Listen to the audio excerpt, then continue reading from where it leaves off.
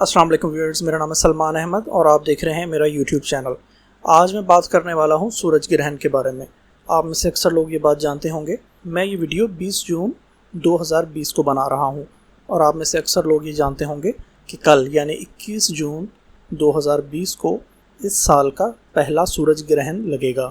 ये सूरज ग्रहण होता क्या है और ये किन किन इलाकों में देखा जाता है और इसके क्या असरात होते हैं इंसानी ज़िंदगी के ऊपर, इसके बारे में मैं आपको इस वीडियो के अंदर थोड़ा सा डिटेल से बताने की कोशिश करूंगा। अगर आप ये सारी बातें जानना चाहते हैं तो मेरे इस वीडियो को एंड तक देखिए, और अगर आप मेरे इस चैनल के ऊपर नए हैं तो मेरे इस चैनल को ज़रूर सब्सक्राइब कर दीजिए। तो चलते हैं अपने टॉपिक की तरफ। व्यूअर, सूरज ग्रहण अल्लाह ताला के मज़ाहिर में से, अल्लाह ताला की निशानियों में से एक निशानी है।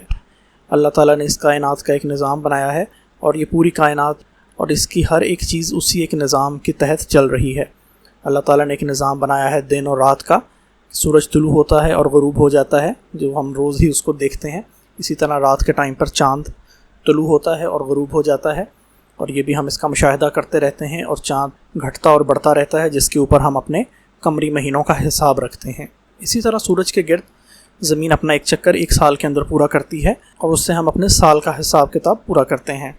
तो इसी तरह चाँद ग्रहण और सूरज ग्रहण अल्लाह ताला की ही इन निशानियों में से एक हैं, जो अल्लाह ताला ने इस कायनात को तख्लीक करते हुए बनाई हैं।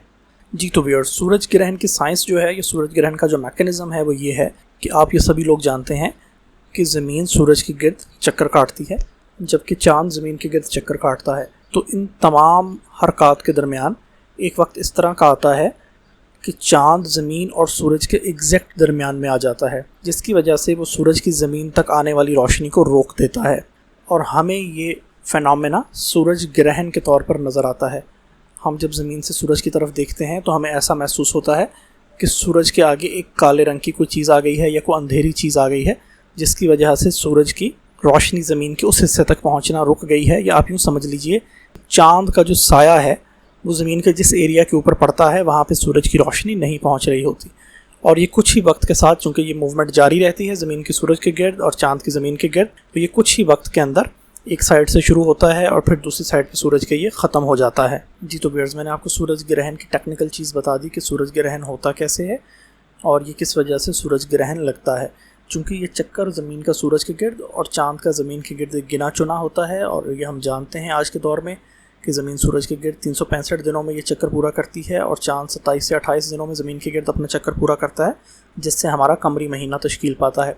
तो इन सारी कैलकुलेशन की बेस के ऊपर आज हम इस काबिल हैं कि हम बिल्कुल कैलकुलेट करके ये बता सकते हैं कि चाँद ग्रहण या सूरज ग्रहण कब स्टार्ट होगा और ये कब एंड होगा और दुनिया के किन हिस्सों के अंदर ये मुकम्मल तौर पर देखा जा सकेगा। इस बार जो सूरज ग्रहण आ रहा है ये पाकिस्तान के जनूबी हिस्सों में मुकम्मल तौर पर देखा जा सकेगा। मुकम्मल तौर से ये मुराद है कि सूरज की जो मैक्सिमम कवरेज है, यानी चाँद जो सूरज को मैक्सिमम तौर पे कवर कर लेगा, वो हम यहाँ से हमारे इलाक़ों में से देखा जा सकेगा। चूँकि चाँद का हुजम सूरज से छोटा है, इस वजह से अगर ये मुकम्मल तौर पर भी सूरज के सामने आता है तो उन एरियाज़ के अंदर भी एक रिंग ऑफ फायर का इसको नाम दिया जाता है। यानी चाँद मुकम्मल तौर पर सूरज की रोशनी को रोक नहीं पाता और दरमियान में हमें बिल्कुल काला डॉट या काला अंधेरा नज़र आता है, लेकिन उसके चारों तरफ हमें सूरज की रोशनी निकलती हुई नज़र आती है, जिसको एक रिंग ऑफ फायर यानी आग के एक छल्ले की शक्ल की सूरत ये नज़र आता है।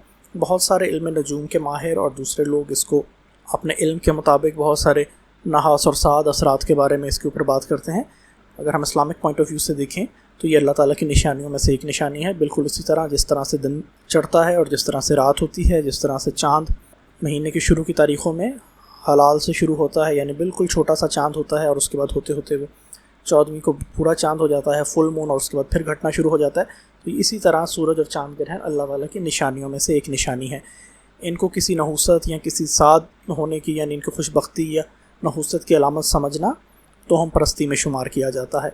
अल्लाह के रसूल सल्लल्लाहु अलैहि वसल्लम ने इस वक्त में सिर्फ़ एक नमाज़ पढ़ने का हुक्म दिया है, और ये आपसे साबित भी है और ये सुन्नत भी है नमाज़ पढ़ना। बिल्कुल उसी तरह जिस तरह हम सुबह उठते हुए नमाज़ पढ़ते हैं, फिर दोपहर को नमाज़ पढ़ते हैं, शाम को नमाज़ पढ़ते हैं, तो इसी तरह अल्लाह ताला की हम्द व सना बयान करते हैं।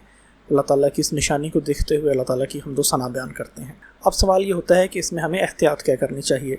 तो बहुत सारे लोग इस बात को सोचते होंगे कि अगर इसका कोई साद या नहस असरात नहीं होते تو ہم اس کے بارے میں یہ کیوں کہتے ہیں کہ آپ باہر نہ نکلیں، سورج کو ڈائریکٹ مت دیکھیں؟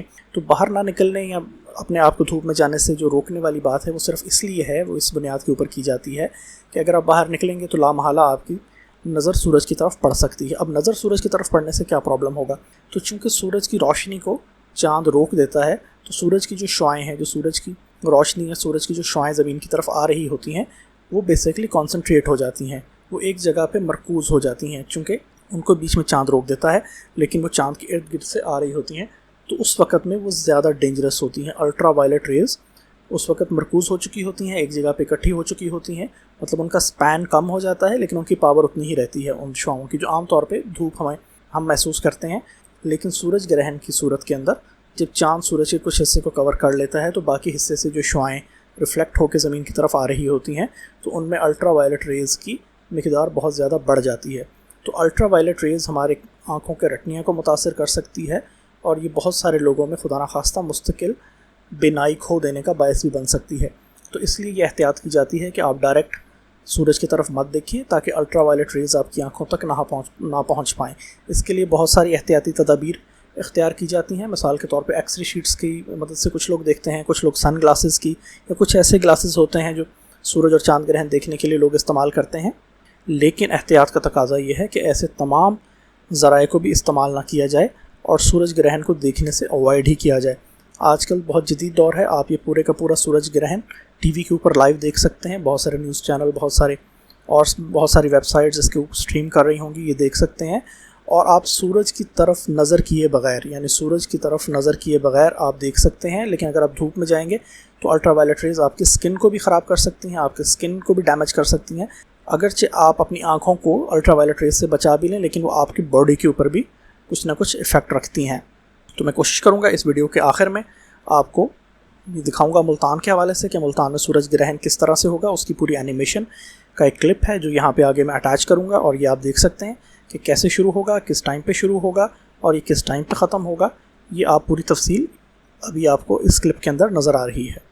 تو ویڈیوز اگر آپ کو میری یہ انفارمیشن اچھی لگی ہو تو اس ویڈیو کو اپنے دوستوں کے ساتھ شیئر کر دیجیے، اور اگر آپ میرے اس چینل کے اوپر نئے ہیں اور آپ نے ابھی تک میرا چینل سبسکرائب نہیں کیا ہے تو میری ریکویسٹ ہے کہ آپ میرے اس چینل کو سبسکرائب کر دیجیے، تاکہ اسی طرح کی انفارمیٹیو ویڈیوز آپ تک پہنچتی رہیں۔ شکریہ۔